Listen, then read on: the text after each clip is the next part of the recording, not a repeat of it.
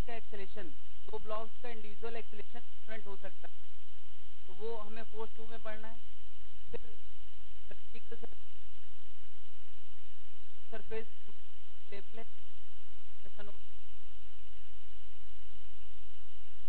यानी अगर हम फ्रेम देखे हैं तो हमें बैक डायरेक्शन में फोर्स रियलाइज होता है ना, वो डिस्कशन फोर्स 4 में होगा।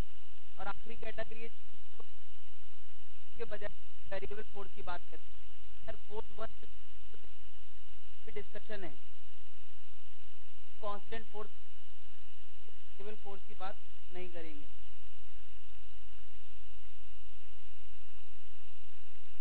तो फोर्स को हमें यार केवल पढ़ना नहीं है, बल्कि न्यूटन की तरह रियलाइज करना है। न्यूटन ने फोर्स कैसे सोचा, ऐसे हमें समझना है। तो बात हम तो एकदम शुरू से करेंगे।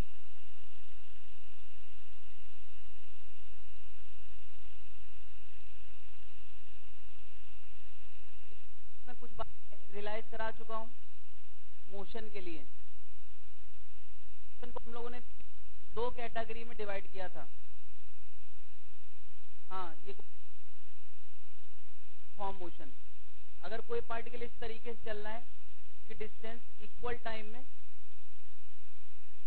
इक्वल कवर हो रही है, तो वो कौन सा मोशन है, यूनिफॉर्म मोशन। फर्स्ट इतना चला, नेक्स्ट सेकंड उतना चला, अगले सेकंड, तो ये यूनिफॉर्म है। और अगर कुछ इस तरह की बात है,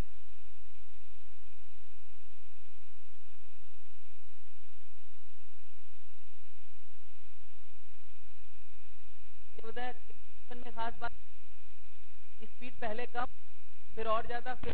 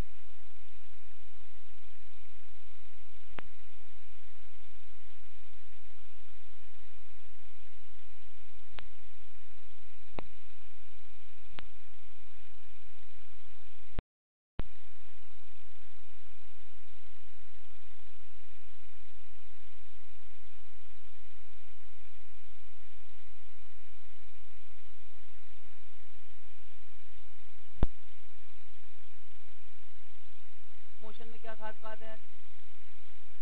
हाँ यार, ईच सेकेंड स्पीड बढ़ रही है, ईच सेकेंड 3 का इंक्रीमेंट हो रहा है, नहीं यार? यार 2 से 5, 5 से 8, 8 से 11, each second velocity is increasing by 3, यानी मैं एक्सीलरेशन इसका बोलूंगा 3 मीटर पर सेकेंड, 3 मीटर पर सेकेंड का चेंज ईच सेकेंड। ये यूनिफॉर्म विद पॉजिटिव एक्सीलरेशन है ना? अभी एक और t इक्वल टू 0, 10 मीटर पर सेकेंड, 1 सेकेंड बाद 6 मीटर पर सेकेंड, एक और सेकेंड बाद 2 मीटर पर सेकेंड, एक और सेकेंड बाद -2 मीटर पर सेकेंड,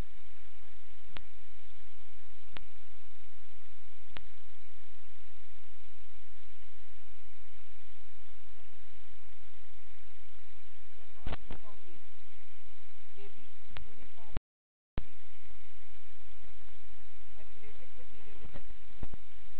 इसमें देखो यार 10 से 6 से 2 इस जो डिक्रीमेंट चल रहा है वो कितना चल रहा है 4 से, यानी यार वैल्यू -4 मीटर पर सेकेंड है ना।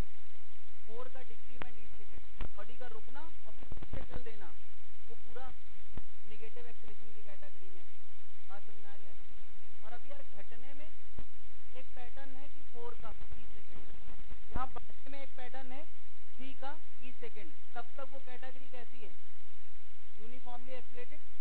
और अगर इसमें कोई पैटर्न नहीं होगा, इक्वल इंक्रीमेंट या इक्वल डिक्रीमेंट ना होता, तो वो कैटेगरी है।